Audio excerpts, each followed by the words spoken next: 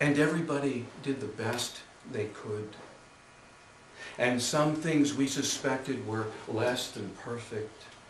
One Sunday, the visiting Franciscan told us we'd lucked out, born as we were into the one true church, saying rosaries as we were for the Russians, offering novenas as we were for Protestants, atheists, Jews, and the like, digging down as deep as we were for the second collection. And word of mouth crisscrossed from house to house as rotary phones dozed on hall tables. And there were days of obligation, nights when the great pearl face of the moon hung above the trees. It was revelation 1 minute, guesswork the next. Times when our clocks stopped altogether, as when we watched a friend's father for who knows how long hammering straight a can full of bent nails, making Christians out of them, he said, peering up over his glasses. Or the morning that went on without end, when we heard our grandmother's heart had given out. Time when Ike practiced his putting in the Oval Office, shuffled off advisors to Southeast Asia, crusaded for the creation of turnpikes from sea to shining sea. And though most of us in those days made our destinations with a little time to spare, surveyors came to get the lay of the land. And it wasn't long after that that turnpikes sliced the counties. And one turnpike begat another. And their exits spidered off and jug-handled and clover-leafed and intercoursed with our older roads. And we burrowed and built bridges 70 times 7 and named them with the names of influential men.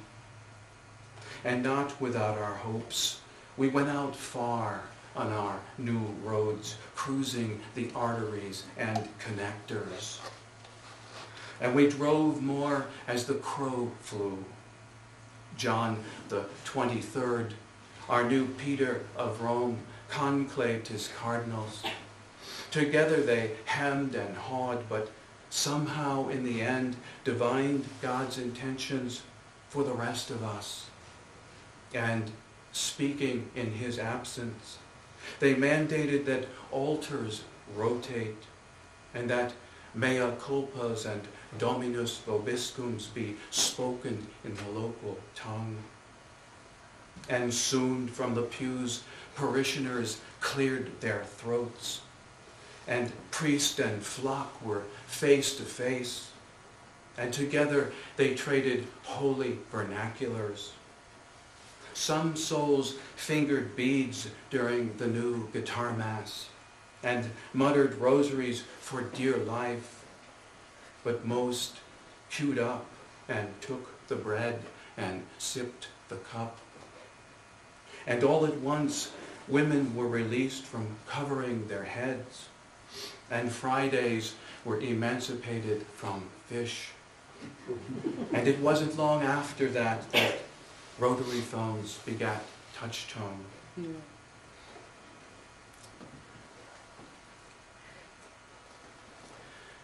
And the sun rose, and the sun went down.